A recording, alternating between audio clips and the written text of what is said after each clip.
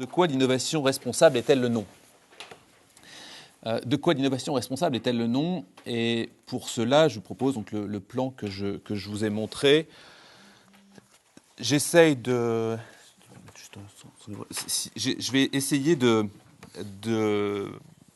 pendant ce temps-là, d'être à la fois clair, à la fois essayer de rentrer quand même dans du détail, donner le maximum de concepts compréhensifs, sachant qu'évidemment c'est extrêmement large. C'est-à-dire que l'idée n'est pas du tout de rentrer dans le sujet en tant que tel qui nous importe aujourd'hui, mais bien évidemment de rentrer dans une conceptualisation de l'innovation et de la responsabilité. Donc de quoi l'innovation responsable est-elle le nom ? Au XVIe siècle, dans Pantagruel, François Rabelais lance la fameuse phrase que chacun connaît « Science sans conscience est ruine de l'âme ». La question c'est, a-t-il à l'esprit, au moment où il déclare ça, que 5 siècles plus tard, celle-ci serait à la pointe de l'actualité ? Est-ce en prévention de son quasi-contemporain Descartes, qui lui lancera clairement le siècle dans la modernité ? Évidemment, on peut lui conférer une certaine vision à François Rabelais, dès lors que l'on regarde notre environnement qui nous entoure. L'électronique, évidemment, a envahi notre quotidien avec les objets communicants. On parle de la numérisation du monde, qui devient un enjeu considérable. Les nanotechnologies deviennent omniprésentes, autant dans l'alimentation que dans les vêtements, que dans les meubles, que dans les voitures. Et ce n'était certainement, évidemment, qu'un début, compte tenu des progrès à venir dans l'exploitation du corps humain que dans ses avatars en termes d'automates banalisés. Dans le même temps, ces nouvelles technologies, ces nouveaux moyens de communication ne sont pas étrangers aux poussées démocratiques aux faibles libertés d'expression. Les avancées médicales, épaulées par la technologie, sont naturellement recouvertes de louanges par leurs bénéficiaires. Ainsi, la notion d'innovation et la notion de science également est tout à fait à mettre en perspective avec le terme grec d'énon. D'énon, qui est difficilement traduisible en raison de sa polysémie, D-E-I-N-O-N, puisque cette notion grecque exprime à la fois l'idée du terrible et l'idée de l'admirable, qui se télescopent l'un l'autre, pour dire finalement la puissance des contraires. C'est le cas de l'homme, qui dispose de ressources dont l'ingénieuse habileté dépasse toute espérance, car il avance tantôt vers le mal, tantôt vers le bien, affirme Sophocle dans Antigone. Or, c'est bien l'homme, l'individu, qui innove. C'est bien lui qui peut faire tendre une innovation d'un côté ou de l'autre, tantôt vers le bien, tantôt vers le mal. Et ce, de façon consciente ou non. Il revient donc aux innovateurs la responsabilité de faire ou de ne pas faire. Néanmoins, ce terme de responsable n'est pas non plus sans recouvrir une certaine polysémie, et même une banalisation. Que signifie aujourd'hui la responsabilité ? Pour qui ? Pourquoi ? Dans quelle mesure et dans quelles limites ? La montée de la technologie, de sa puissance, est sans équivalent, et ce dans un contexte de globalisation qui ne cesse de s'accélérer. L'être humain se voit désormais contraint d'assumer sa responsabilité du monde et dans le monde. Plus particulièrement, c'est l'innovateur qui est concerné par la responsabilité du monde à venir, par ses nouveautés, ses lancements de produits et services, la face du monde qu'il dessine.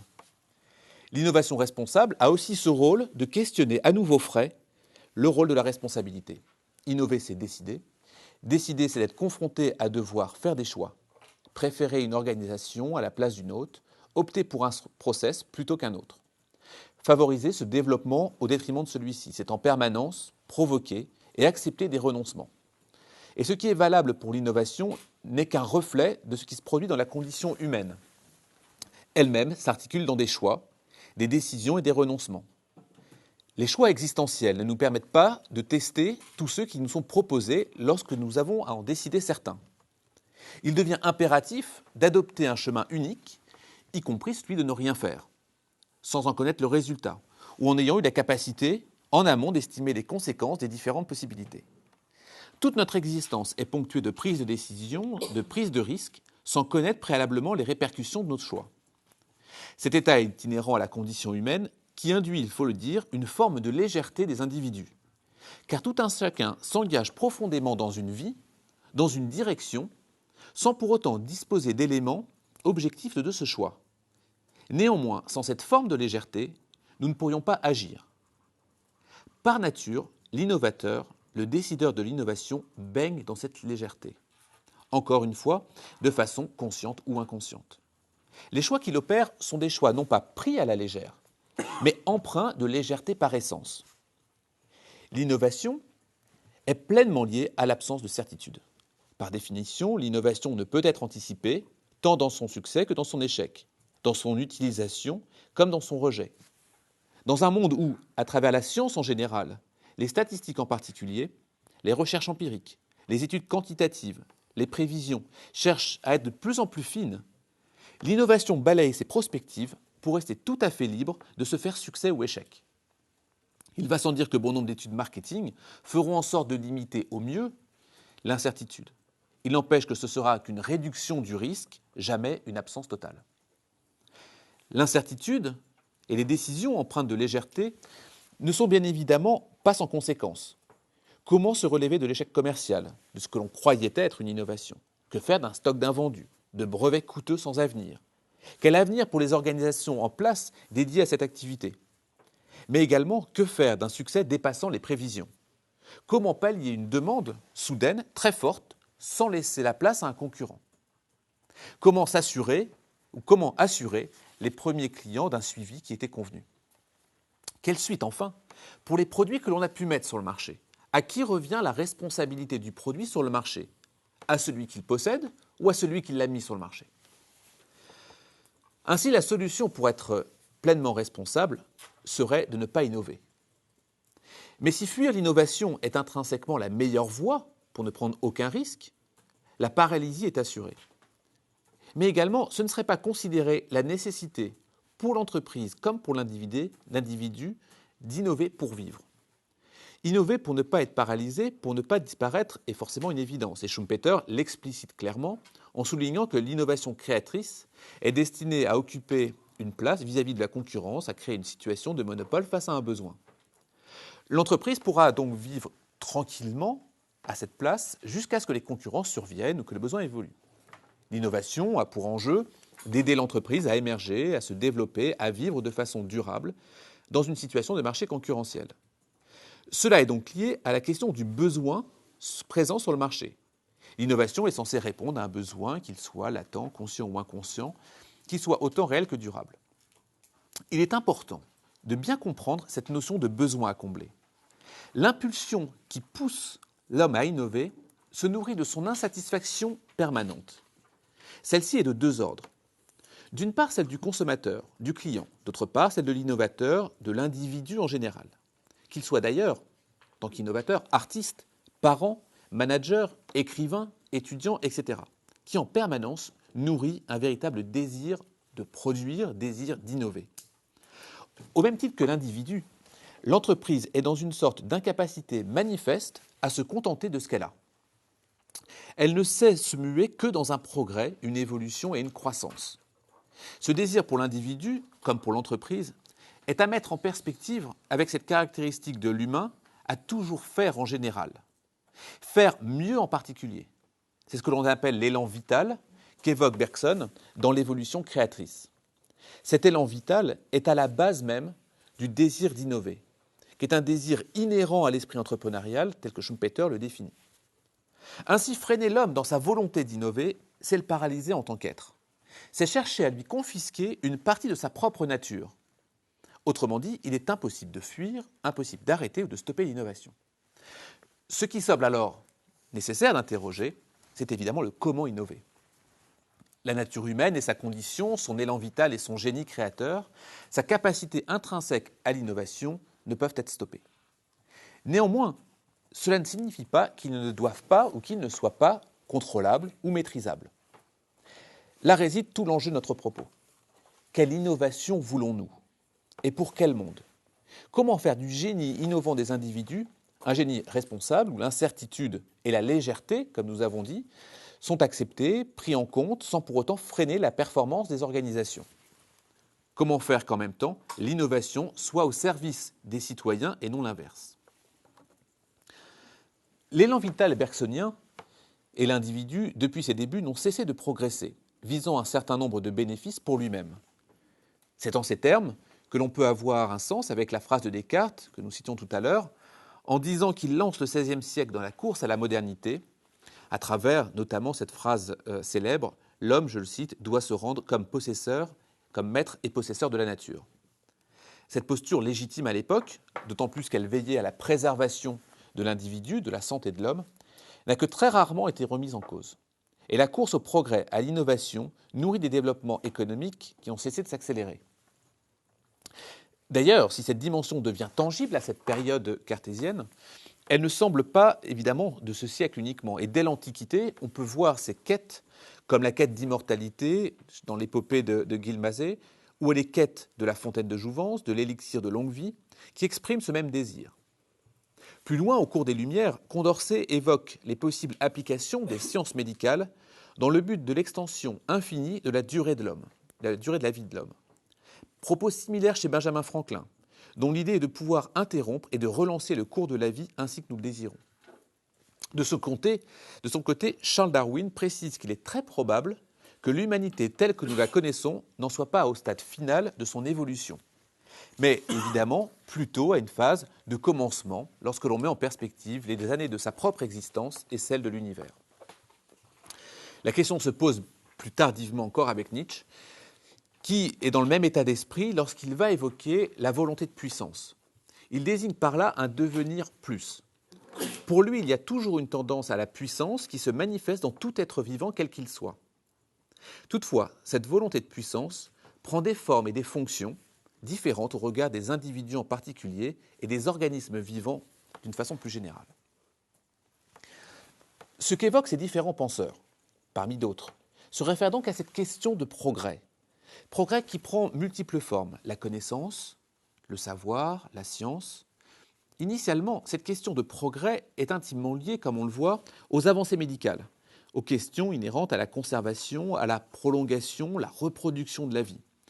Et cela pouvait donner lieu à des pratiques originales. Vous savez peut-être cette question au XVe siècle où Paracelse va chercher à reproduire la vie dans une éprouvette en mêlant du sperme avec du coton chaud dans une éprouvette. Évidemment, ça n'a évidemment pas marché.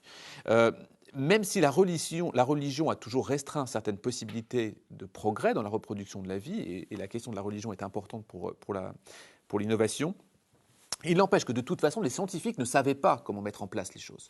Ils ne savaient pas, n'avaient pas toutes les connaissances possibles, la capacité des connaissances pour aboutir, par exemple, à la reproduction de la vie. Il n'empêche que ces dernières décennies, il y a, avec la croissance de la connaissance et l'accroissement de la connaissance génétique, la connaissance des structures de l'ADN, les prémices du clonage également, une très claire, nette accélération des possibilités. Dès lors, le problème ne réside pas vraiment dans est-ce que l'on peut faire ou est-ce que l'on doit faire?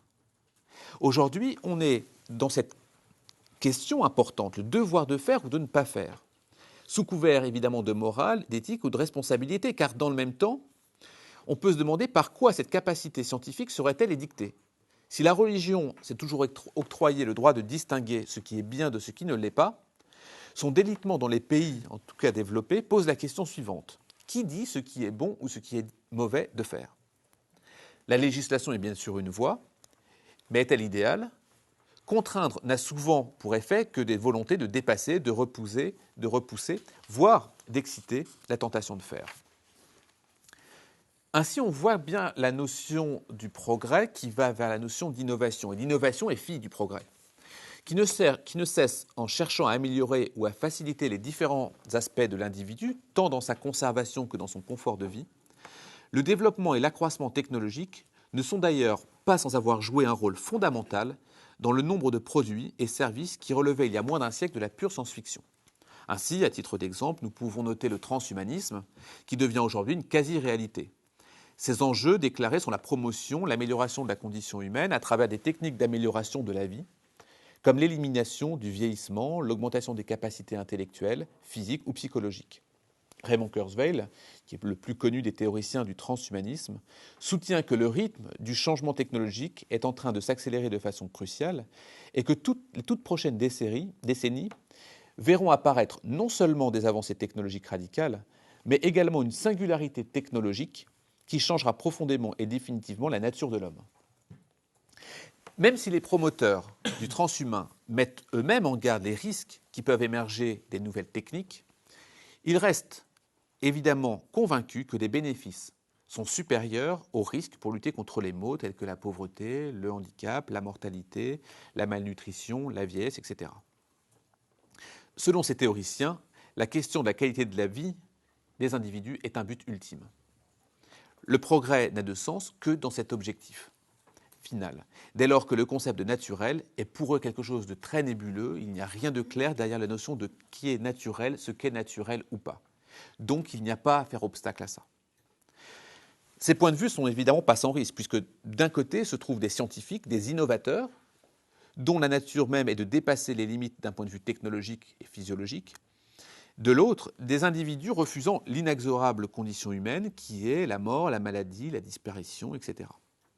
Ce qui est remis en cause ici, ce sont les valeurs humaines. Et s'il ne s'agit pas de trancher entre une politique du dépassement des valeurs humaines actuelles ou sa préservation, la question doit être posée. Et le débat est une nécessité incontournable sur ce que l'on veut faire de la vie et ce qui nous entoure. Et c'est bien ce qui fait défaut. D'une part, les scientifiques sont sur leur paillasse de laboratoire et les innovateurs dans leur département innovation, dans leur centre R&D, cloisonnés par des structures intellectuelles ou financières, et ils orchestrent sans consultation les évolutions de l'homme, dont ses valeurs. Que signifient donc ces développements et ces ambitions ? Il y a aujourd'hui un contexte nouveau, et nouveau qui date de quelques décennies, qui articule à la fois la période moderne, dans laquelle nous sommes, et la nécessité de rechercher un développement pérenne, responsable et partagé. Avec le progrès de la science, de la technologie, nous avons désormais une compréhension du monde, tant dans son exploitation que dans ses complexités. Ces développements offrent un nombre d'actions possibles considérables. Toutefois, ils ne sont pas sans poser, comme jamais auparavant, des enjeux éthiques, sociaux, citoyens. La responsabilité se doit donc d'être redistribuée dans sa compréhension, dans sa pensée, dans ses actes, car, je cite François Host, « nous apparaissons désormais responsables, ou du moins co-responsables, d'une action collective dont les développements et les effets nous sont largement inconnus. » Voilà que se trouve brisé le cercle de proximité qui m'obligerait seulement à l'égard du proche et du prochain et le lien distendu de simultanéité qui me faisait comptable des effets immédiats ou à tout le moins voisin des actes que je posais aujourd'hui. Cette différenciation et cette compréhension complexe de la distanciation de la responsabilité. Les cadres de la responsabilité, de la prudence, se modifient donc puisque notre agir n'est plus le même aujourd'hui qu'il y a à peine 30 ans. La responsabilité reste individuelle, mais s'étend en même temps de façon globale.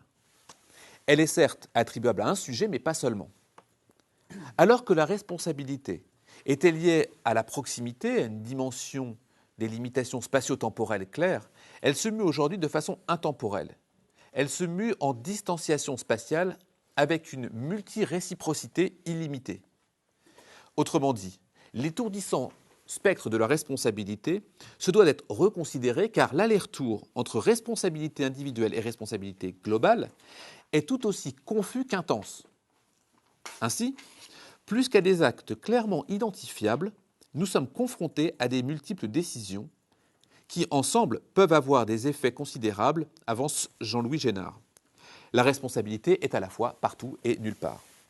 Des actes ont été posés par des décisions, ont été prises dont les conséquences sont quelquefois dramatiques. Mais les responsabilités ne sont nullement identifiables, à moins de les faire porter sur l'organisation, sur le réseau, ce qui ne correspond pas à l'intuition que nous avons de l'idée de responsabilité. Celle-ci, avance encore Louis Génard, demeurant à une identification individualisée. Ces multiples décisions, cette responsabilité partout et nulle part, ce manque d'identification dilue la responsabilité. Elle n'existe pour ainsi dire plus comme le voudrait sa définition qui est de rendre compte de ses actes. Il ne devient plus possible de rendre compte de ses actes dès lors que son signe ne sont plus clairement identifiés et qu'il y a cette confusion et ces allers-retours. Ces enjeux posent les premières pierres de ce que l'on nomme l'innovation responsable. Une question autant qu'humaine qu'économique, autant responsable que sociétale, autant pour l'avenir que pour le présent. La notion même de responsabilité n'est pas évidente à comprendre, car souvent associée avec les problématiques de l'éthique, la morale, le respect, la prise de conscience. Or, la responsabilité a une définition précise, qui se trouve dans son origine dans le latin respondere, qui est tout simplement répondre de ses actes. Cela fait sens avec l'origine de la notion de responsabilité utilisée dans le cadre de la responsabilité du Code civil, je cite le Code civil, tout fait quelconque de l'homme qui cause à autrui un dommage oblige celui-ci par la faute duquel il est arrivé à le réparer. Répondre de ses actes, c'est les assumer, sans reconnaître l'auteur. En conséquence de quoi, derrière cette notion se trouve un enjeu de maturité psychologique. C'est pourquoi d'ailleurs, il existe le responsable pas coupable, concernant un individu qui, pris de folie, peut en assassiner un autre. Ou encore les parents qui sont dits responsables de leurs enfants par manque de maturité des enfants. C'est pourquoi la responsabilité recouvre également une dimension morale. Comme l'indique le petit Robert, tout simplement l'obligation morale de réparer une faute, de remplir un devoir, d'assumer les conséquences de ses actes. C'est pourquoi aussi il y a un lien ténu avec responsabilité, entre responsabilité et liberté. Être libre, c'est assumer l'ensemble de ses actes. Être responsable, c'est pouvoir répondre de ceci, du fait de cette liberté. Ainsi, un vrai homme libre prendra le moins de responsabilités possible, car il lui sera tout bonnement difficile de les assumer. Si nous nous sentons libres, indépendants au sein de la cité, dans quelle mesure cette liberté est-elle toujours présente dès lors que nous sommes dans le cadre du travail ? Pouvons-nous maintenir en tant que manager la responsabilité que nous recouvrons comme citoyens ? Les structures hiérarchiques, l'organisation administrative et opérationnelle des entreprises s'articulent forcément et difficilement avec la liberté qu'exige la responsabilité. Or, l'individu ne peut rendre compte de ses actes que lorsqu'il est totalement libre, de les avoir choisis ou alors parce qu'il est contraint. Dans un contexte économique où le marché du travail, par exemple, est difficile ou est tendu, il est évident que le salarié ne se sent pas libre, pas totalement libre, d'accepter ou de refuser certaines prérogatives de sa direction. Cela pose ainsi la question même du terme responsabilité, qui recouvre bon nombre de paramètres. Et il nous faut souligner le fait que dans la langue anglaise, 3 mots recouvrent la notion de responsabilité. Responsibility, liability et accountability. Ce dernier terme est important, car il induit très directement la notion de rendre compte de ses actes. Cela impose en quelque sorte la responsabilité face au conseil d'administration, mais aussi face à la presse, au grand public. Tous deviennent des interlocuteurs à qui les entreprises doivent rendre des comptes. La responsabilité n'est plus individuelle, elle devient alors maximale, multiforme. De fait, l'innovation doit être pensée en fonction de ces nouvelles contraintes et de la multiplicité également des responsabilités qui apparaissent. Le fait que la notion de responsabilité peut prendre des sens et avoir des connotations différentes, comme ici en anglais, fait que, et bien difficilement, elle n'est pas entendue de façon identique dans une économie pourtant mondialisée. Et donc, forcément et facilement, on crée des incompréhensions sur ce qu'il faut faire d'un pays à l'autre, d'une culture à l'autre. Sans même questionner les problématiques du langage, la notion de responsabilité est par nature complexe, non seulement parce qu'elle engage autrui, mais aussi parce qu'elle fait s'articuler plusieurs dimensions au sein d'un même individu. Et nous sommes à la fois managers, innovateurs, citoyens, parents, maris, femmes, etc. Cela pose la problématique très claire de l'interaction, par exemple, dans ce qui nous concerne, la sphère privée et la sphère professionnelle, qui souligne l'interdépendance entre managers et citoyens, entre l'innovateur et celui qui reçoit l'innovation dans son ensemble, où finalement sphère privée et sphère publique se confondent. Être responsable en tant que manager, en tant qu'innovateur, imposerait ou impose la nécessité de savoir se dédoubler. L'action que j'effectue en tant que manager, est-ce que je la souhaite en tant que citoyen ? Voilà le principe de responsabilité, ainsi qu'il peut être formulé dans la lignée de Hans Jonas dans son livre éponyme. Cela, évidemment, n'est pas sans complexité supplémentaire, puisque les politiques, les gouvernements, partout, on cherche de plus en plus à favoriser et à développer ce que l'on appelle le bon work-life balance.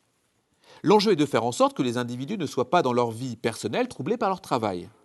Dans le même temps, une autre conséquence est le risque d'une ignorance, voire même d'un mépris de l'impact de l'un sur l'autre.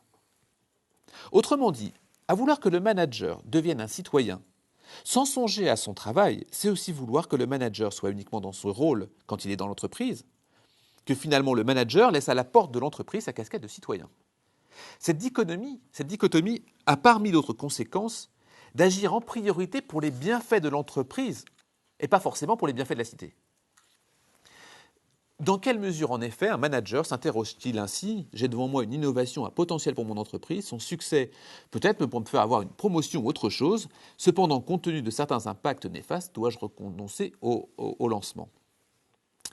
Une disparité se fait alors jour entre le pouvoir, la sollicitude, la bienveillance. Et cette disparité est à l'origine de conflits possibles pour le manager, pour lui-même, au sein de lui-même individu. Et comment peut-il répondre, ce manager? Est-ce que c'est par ses valeurs? Est-ce que c'est par sa morale? Est-ce que c'est par ses éthiques? Parce que, il faut bien l'avouer, le premier acteur de la mise en œuvre de l'innovation responsable, c'est bien le manager. Et le manager, qu'il soit dans ses processus décisionnels, innovateurs, décisionnaires, dirigeants. C'est à lui que revient la responsabilité des actes mis en œuvre dans l'entreprise. Il n'est pas que le citoyen de la vie civique. Il est aussi celui qui porte, avec un ensemble d'autres, les individus, les valeurs d'une personne qui est cette fois-ci morale, qui est l'entreprise. Et c'est pourtant bien lui qui porte une responsabilité dans ses faits et gestes, dans ses décisions, dans ses démarches dans l'entreprise. Et plusieurs études montrent très clairement que les managers ont spontanément une vue particulièrement étroite de la responsabilité, une vue que l'on peut appeler médiatique. Cela se traduit dans les faits par des managers qui ont des approches uniquement réactives de la responsabilité, qui est « je ne veux pas nuire », se concentrer sur les risques que l'on peut éviter par rapport à des managers qui pourraient plutôt avoir une approche proactive, montrant que l'entreprise peut transformer la société, ainsi que nous l'avons dit. Dans le principe de responsabilité, Jonas va même plus loin en se demandant si l'humanité doit continuer à exister. Si oui, alors l'être humain doit adopter une nouvelle attitude de sollicitude envers le monde. La question, évidemment, est comment adopter cette sollicitude? Nous croyons que c'est évidemment à l'innovateur de penser cette nouvelle sollicitude, puisqu'il est le pilier de cette responsabilité envers la cité. L'innovation est un levier actionnable, très clair, de la responsabilité pour la cité. C'est un constat à la fois préoccupant et encourageant.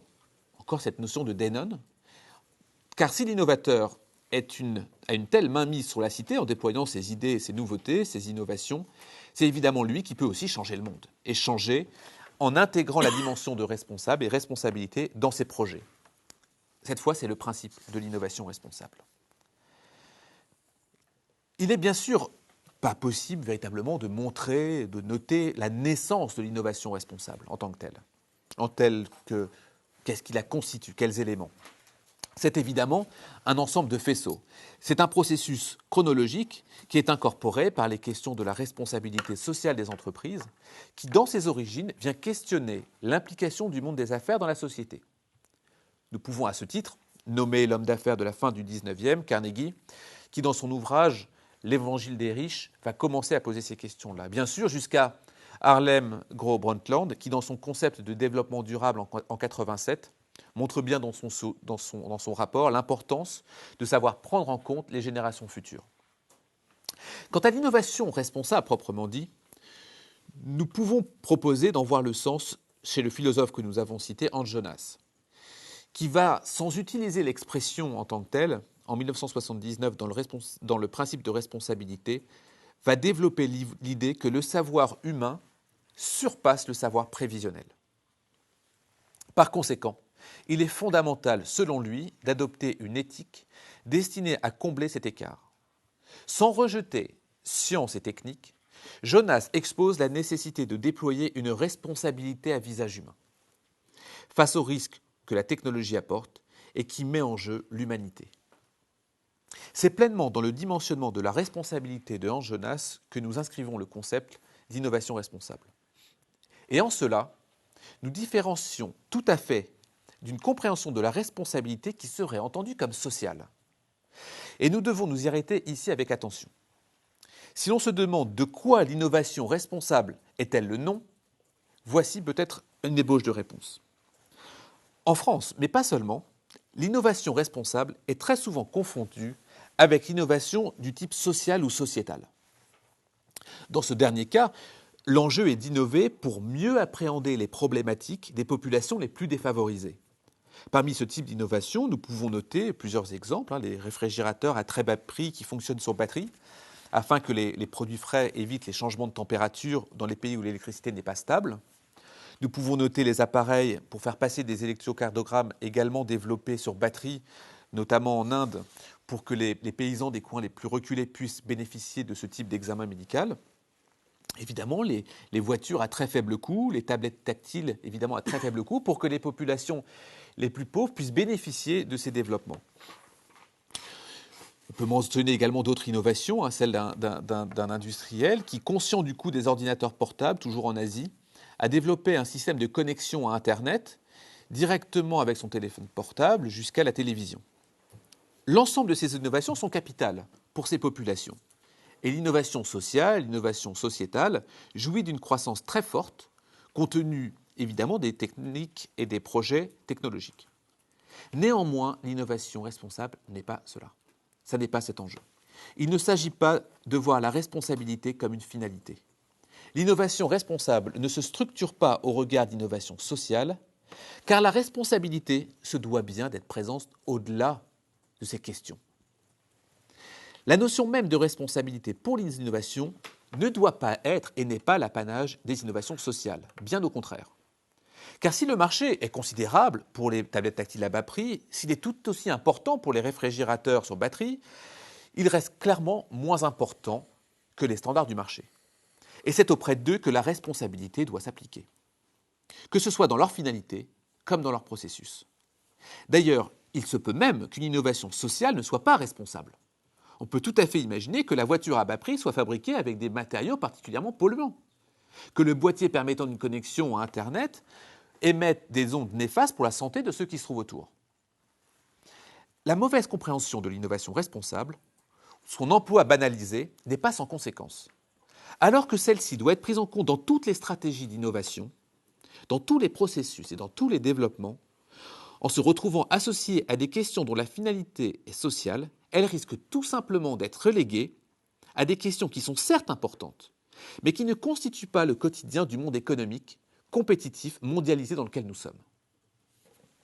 Autrement dit, l'innovation responsable n'a pas pour ambition de s'arroger des questions sociales, ni même de fournir la façon d'être innovant pour ce genre de problématiques, mais a pour prétention de s'inviter dans les processus d'innovation de l'ensemble des organisations pour jauger la question de la responsabilité, que l'on soit dans l'industrie comme dans les services, dans les technologies de pointe comme dans la manufacture de base. De plus, l'innovation responsable ne s'arrête pas à ces segmentations de population. Là où elle doit être prise en compte, c'est pour l'ensemble des cibles. Jeunes et moins jeunes, aisés, moins aisés, urbains et ruraux, européens, asiatiques, américains, etc.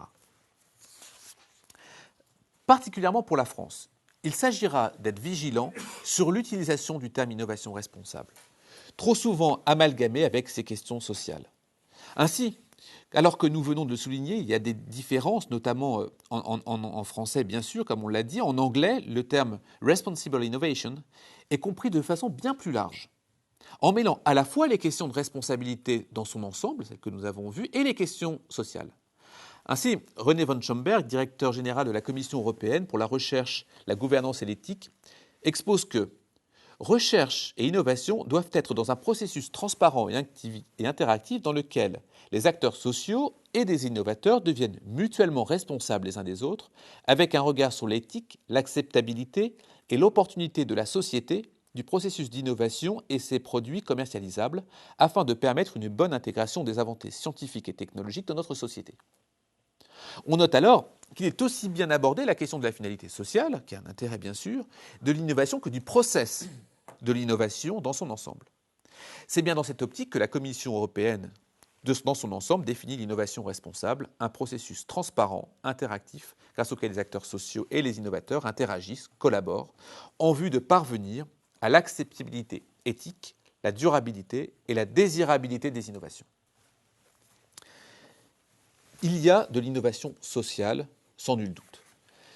L'objectif est l'amélioration de l'environnement, la protection de la santé humaine, les conditions de travail. C'est aussi se préoccuper des populations les plus à risque. Et il s'agit bien évidemment d'innover dans ce but ultime. Néanmoins, rappelons-le, une nouvelle fois, l'innovation responsable, telle que nous l'entendons, est différente. Selon nous, l'objet et son objet est d'intégrer tout au long des processus d'innovation, de sa conception à sa mise sur le marché, des mesures favorisant le respect de l'environnement, les matériaux non polluants, le tri des déchets, le recyclage, la protection des ouvriers, la protection des clients, la protection des collaborateurs, etc. C'est aussi la prise en compte de celui qui sera directement impacté par l'innovation. L'innovation n'est pas ici la recherche en soi de l'amélioration de l'environnement, de la santé humaine, des conditions de travail, mais d'intégrer toutes ces dimensions-là à la fois et surtout, quelle que soit l'innovation. Ces distinctions sont fondamentales. En effet, si nous pensons qu'il y a des enjeux majeurs à innover dans une finalité responsable et sociale, sociétale, nous soutenons néanmoins qu'intégrer la responsabilité dans les processus d'innovation est bien plus crucial. Car l'innovation responsable, ainsi que nous l'entendons, concerne l'ensemble des entreprises existantes et à venir, quelle que soit la taille, le secteur, le lieu. Si une entreprise met en œuvre un programme qui consiste à recycler ses produits technologiques au sein de structures, par exemple embauchant des personnes handicapées ou en grande difficulté, cherchant à se réinsérer dans la vie active, il peut être dit que c'est un programme de recyclage qui a un volet responsable. Il en va de même pour une institution bancaire qui développe le microcrédit auprès des populations les plus pauvres. Deux innovations à finalité sociale. Or, nous considérerions l'innovation sociale le fait que l'entreprise technologique n'utilise pas, par exemple, dans sa production, les fameuses terres rares chinoises, ne soit pas utilisée également l'utilisation de produits toxiques pour la production qui pourraient nuire aux salariés, aux ouvriers, à celle des utilisateurs également. Tout comme pour l'institution financière, ce qui nous paraît avant tout fondamental n'est pas tant la finalité que la méthode. Quelle est la provenance des fonds? Quel risque du surendettement pour les contractants, etc. Car s'il est positif d'insérer les personnes handicapées dans la vie sociale, comme il est positif, et il le faut, de faire accéder les plus pauvres au crédit, cela ne doit pas se faire à n'importe quel prix. Et surtout, il est important de savoir concentrer ses efforts de responsabilité sur ce qui a le plus d'impact dans la société, ce qui se révèle déterminant tout au long du processus d'innovation. Ne pas recycler de produits nocifs dans la fabrication d'appareils, prendre les précautions de recyclage en amont, etc., etc. L'autre enjeu est donc de savoir comment limiter le plus possible cette notion d'incertitude de l'innovation. Autrement dit, dans l'idée de lancement d'un nouveau produit ou service, veiller au moment où l'incertitude est la plus grande sur le cycle de vie.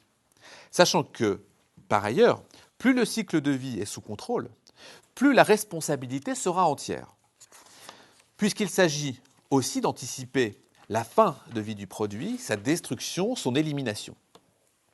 Ainsi, si la connaissance du cycle de vie d'un produit ou service est destinée avant tout à prévoir les ventes, les opérations de communication, de relance, il est aussi un outil précieux pour l'innovation responsable.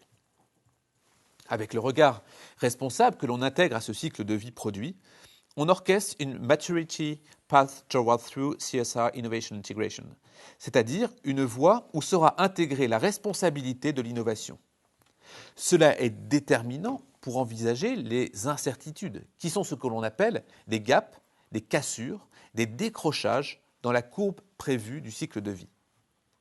L'élément crucial est donc ce gouffre, qui rend incertaine notre innovation, notamment à cause de deux facteurs qui influencent particulièrement sa diffusion. Les médias de masse, les leaders d'opinion. Les réseaux sociaux sont un exemple typique de gap imprévisible qui ne fut pas contrôlé. Les réseaux sociaux n'ont jamais anticipé les centaines de millions de connectés. Ils se sont clairement laissés dépasser par leurs innovations, se retrouvant à la tête d'une base de données gigantesque qui impose désormais une responsabilité qu'ils n'avaient pas imaginée ni même voulu à leur début. Le schéma de du courbe de vie montre bien ce fossé qui existe entre les early adopters et les autres. La difficulté réside bien à cet endroit. Le principal challenge pour une entreprise responsable est donc d'anticiper ce fossé en engageant des visions intégrales. Autrement dit, une entreprise peut développer un produit qu'elle met sur le marché en ayant anticipé l'ensemble du processus responsable. Traçabilité, réflexion autour de la consommation, recyclage, utilisation et réflexion des impacts possibles sociaux, etc. Toutefois, ce que met en avant le gap, le chasme que l'on voit dans le schéma, c'est qu'étant donné l'imprévisibilité de l'innovation, toute cette prise en compte n'est plus valide. Si le succès dépasse les prévisions, le fournisseur aura-t-il toujours la capacité d'approvisionner de façon responsable, la dépense carbone par exemple, toujours compensable de la même manière? Les processus de recyclage seront-ils toujours aussi identiques? Les salariés pourront-ils absorber des cadences supplémentaires? En cas d'échec, que faire des invendus, etc. À l'évidence, l'innovation a affaire avec l'incertain, et il ne s'agit pas de s'arrêter compte tenu des incertitudes.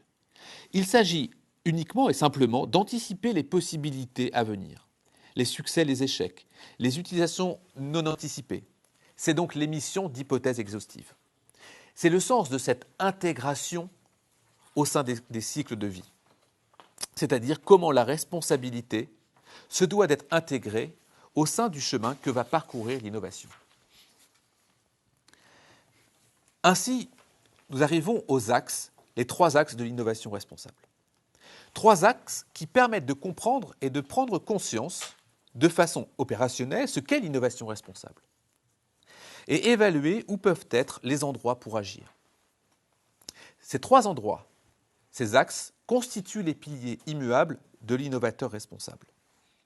Les 3 axes indissociables peuvent s'élaborer aussi en 3 problématiques. La première, devons-nous toujours répondre aux besoins des individus? C'est-à-dire que l'innovateur doit questionner les besoins, mais également les réponses à apporter, la pertinence de ces réponses. Sommes-nous conscients en tant qu'innovateurs de notre incapacité à anticiper les conséquences de nos innovations pour nos clients, notre cible? Autrement dit, quels sont les impacts directs? Questionner ces impacts directs des innovations. Toujours en tant qu'innovateurs, savons-nous poser un regard sur les conséquences de nos innovations sur les modes de vie, pour la société et la cité dans son ensemble, pas simplement ceux à qui j'adresse mon innovation. Ce 3e axe cherche donc à s'interroger sur les impacts directs des innovations. Le premier est donc, faut-il toujours répondre aux besoins des individus? Et si l'individu est par nature poussé à innover, c'est aussi parce qu'il est continuellement un être insatisfait, nous l'avons dit. Rien ne semble pouvoir venir rassasier sa soif de consommation, de possession, et les équipes marketing sont légitimement en train en permanence de détecter quel est le besoin d'aujourd'hui, de demain, et dans quelle mesure ce besoin constitue un marché suffisant pour s'y investir. Et surtout, la question est faut-il toujours y répondre, sous couvert de développement financier par exemple important. Le 2e axe est donc quels sont les impacts des innovations ou questionner les impacts des innovations sur ses bénéficiaires. La question évidemment est en lien avec l'incertitude donnée, incontournable dans la mise en œuvre d'innovations, succès ou échec. Mais c'est aussi les incapacités à anticiper les comportements de tel ou tel produit ou service à plus ou moins long terme, que ce soit sur la santé de l'utilisateur, comme par exemple sur son mode de vie. Ainsi, en tant qu'entreprise, c'est se demander quelles incidences sur les clients, les consommateurs de mes cigarettes, de mon alcool, mais aussi les incidences des ondes sur les clients de mon nouveau téléphone portable, de mon réseau Wi-Fi ou mes lignes à très haute tension. C'est aussi s'enquérir des impacts de possibles surendettement pour les institutions financières, d'exploitation de la vie privée par les sites Internet. Là aussi, il s'agit d'aborder ces questions avec une certaine maturité et savoir dépasser les simples cadres, les simples limites économiques court-termistes de l'entreprise. Enfin, questionner les impacts des innovations sur la société. Le 3e et dernier axe, considérer qu'une innovation a des impacts dépassant le cadre d'où elle a émergé. C'est autrement dit, intégrer que nous interagissons tous les uns les autres. Souvenez-vous de la question sur la responsabilité partagée et les questions intrinsèquement liées les unes les autres. Nous interagissons donc tous, inconsciemment ou consciemment. Autant dans l'axe précédent, Il s'agit de considérer que le lancement d'une innovation peut certes avoir un impact sur ses clients, mais que cela peut avoir également un impact sur les non-clients. Ce degré de responsabilité nécessite une certaine maturité, c'est être capable de rendre des comptes à quelqu'un qui semble hors du champ de ses actes. C'est tout le débat, par exemple, pour regarder l'exemple précédent, du tabagisme dans un lieu public. Ce que je fais n'a pas de conséquences que sur moi, mais aussi sur mon entourage, sans que je le veuille. C'est donc comprendre également le sens de la liberté dont nous avons parlé. Imposer sa liberté de fumer n'est évidemment pas comprendre la notion de liberté. Or, et si nous arrivons facilement à comprendre l'aspect néfaste, par exemple, de la cigarette sur autrui, il n'est pas simple d'être dans la même configuration pour une innovation en cours de développement, ou qui n'a pas encore atteint sa courbe de maturité. Et si l'innovation, l'anticipation est un élément clé, il n'est pas du tout évident que cela soit possible de façon complète et exhaustive. En effet, si l'innovation du scientifique, comme celle du responsable marketing, peuvent induire une porosité sectorielle inconnue à ses débuts, c'est-à-dire qu'une innovation dans un secteur donné peut avoir une incidence sur d'autres secteurs. Cette porosité-là est d'autant plus inconnue pour les innovateurs. Ainsi, pour prendre un exemple, un nouvel avion plus rapide, plus puissant, dégageant des nuisances sonores importantes, n'a pas à estimer uniquement les conséquences sur le personnel de bord, sur le personnel au sol, sur les clients. Les nuisances impactent évidemment les riverains, tout comme l'écosystème des aéroports, ainsi que le Grenelle de l'environnement le souligne très clair en évoquant les mesures à prendre. Même chose lorsque l'on vend un véhicule climatisé qui consommera en moyenne 15% de plus qu'un véhicule non doté de cette option. Évidemment, l'impact est complètement dans une porosité des secteurs. L'émission de CO2, bien sûr, n'impactera pas que le conducteur du véhicule ni les autres, mais évidemment le piéton, etc. En conclusion, l'innovation engendre des choix et des modes de vie qui ne peuvent être confisqués par les innovateurs ou les scientifiques. C'est un choix partagé par tous, par l'ensemble des citoyens. Si le rôle des innovateurs est bien de faire avancer le progrès pour le bien-être des individus, ces derniers doivent être plus que jamais impliqués dans les recherches, les applications et les enjeux générés. Au prix d'un temps certainement plus long dans les développements peut-être, au prix certainement de freins, au prix d'abandon vraisemblablement, mais aussi au bénéfice d'un accord commun sur l'évolution que doit prendre la science, qui désormais aborde, à proprement parler, les valeurs humaines. Que ce soit sur la transgression des valeurs, la distorsion de leur cadre à propos de la génétique comme de l'environnement, les innovateurs aujourd'hui ne peuvent constituer un cénacle coupé du monde, confisquant les questions du devenir humain. L'enjeu n'est pas moins important pour les innovateurs qui décident aujourd'hui notre quotidien. Les produits et services qui nous entourent provoquent tout autant des modifications sur le mode de vie, que ce soit un réseau social, un téléphone portable, un service financier. Il s'avère que les impacts sanitaires, sécuritaires, environnementaux sont évidemment pour tout ça également conséquents. Les innovateurs, nous le répétons, dans une entreprise, ne sont pas des salariés comme les autres. Ils portent la responsabilité du monde de demain, aussi infime semble être son innovation. Cette responsabilité doit être reconnue pour celui qui prend la fonction comme pour celui qui nomme un responsable d'innovation. La toge de l'innovateur engendre peu de droits, mais de nombreux devoirs. Et le premier est celui de la bienveillance envers autrui. Certes, la communauté est nécessaire pour contrôler, vérifier, accepter l'innovation. Il n'empêche que nous croyons que c'est d'abord et avant tout à l'individu innovateur d'opérer sa première transformation. Toutes les innovations ne solliciteront pas l'avis des individus. Tous les citoyens ne peuvent comprendre complètement les tenants et les aboutissants. Il y a donc un devoir moral envers la société et ses valeurs humaines, et un engagement éthique auprès des citoyens que l'innovateur doit accepter. Il est fondamental que l'individu innovateur puisse être dans une dimension psychologique de bienveillance pour qu'il puisse lui-même savoir opérer les changements, les transformations qui sont au bénéfice de tous. Pour terminer, la philosophie antique est ce que l'on appelle un exercice spirituel, ce qui signifie toute pratique destinée à transformer, en soi-même ou chez les autres, la manière de vivre et de voir les choses. C'est à la fois, les exercices spirituels antiques, un discours, qu'il soit intérieur ou extérieur, et une mise en œuvre pratique. La philosophie antique se dessine comme une discipline, destinée à aider l'homme à mieux vivre, à mieux être, à jouir de ce qu'il vit plutôt que de vivre de ses passions.